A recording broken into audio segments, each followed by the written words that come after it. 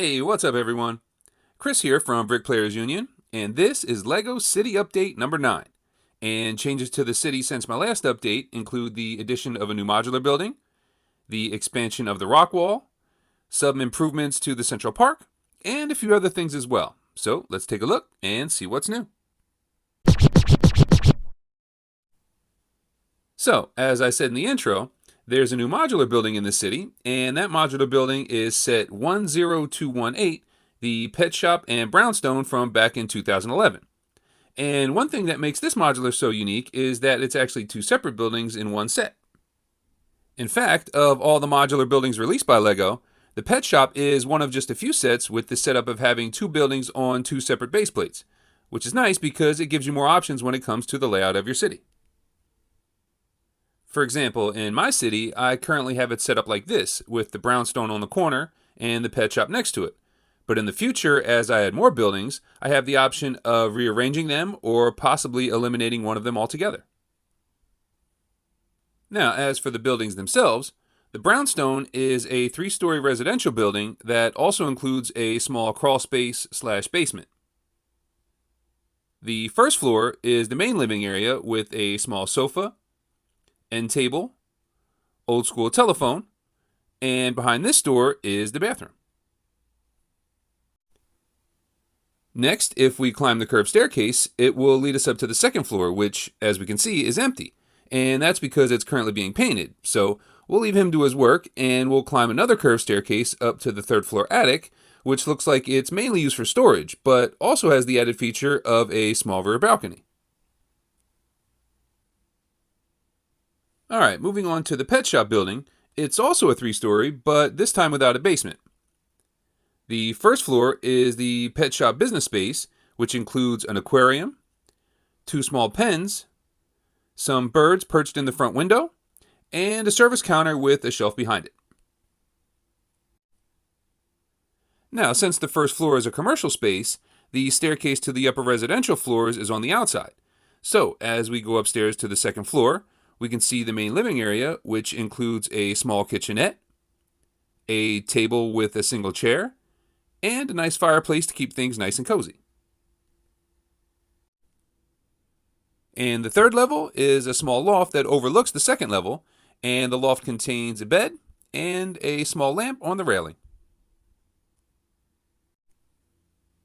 Alright, now if we move back outside and around the rear of the buildings, we can see that because of the way inline modulars are designed with some space behind each building, when you place 2 of them back to back, it creates an alley that runs between the 2 buildings, which I think is really cool. And since I have 2 more inline modulars planned for these remaining 2 plots here, the alley will continue all the way through and connect the 2 main streets. Now, moving back around to the front of the buildings, as I do with all my modulars, I've changed the sidewalks from dark gray to light gray. I've also tiled the corner here, and I've continued the sidewalks alongside of not only the brownstone, but all the way down and alongside of the Parisian restaurant as well. Alright, now let's move across the street from the pet shop and take a look at something else that I've been working on. In my last city update, I showed you a section of rock wall that I built to keep vehicles from accidentally plunging off the end of the table.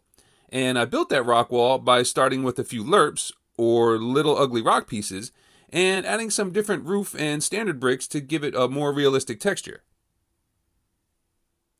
Now for this new section of rock wall, I built it pretty much the same way, but this time I experimented a little bit by mixing in some light gray bricks with the dark gray bricks to add some contrast and hopefully even more realism.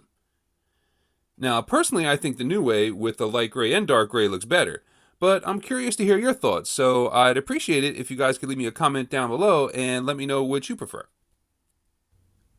Now, either way, the next step for the rock wall will be to build it up a little bit more, fill in some of the gaps, and also add some greenery to brighten it up a little bit. Alright, now let's move on to the Central Park and check out what's new over there.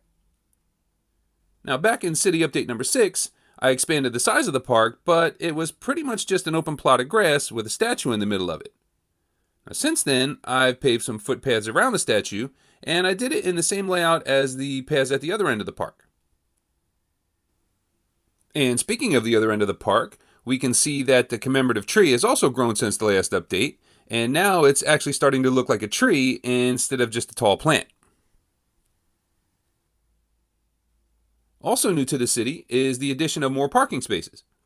Now, on this side of the downtown, I was able to add spaces on all four sides of the block because corner modular buildings include sidewalks on two sides, which leaves free space on the road plates for parking. However, on this side of downtown, I only had room for parking spaces here and here. And that's because inline modulars only have sidewalks out front, so I had to tile the edges of the road plates for the sidewalks.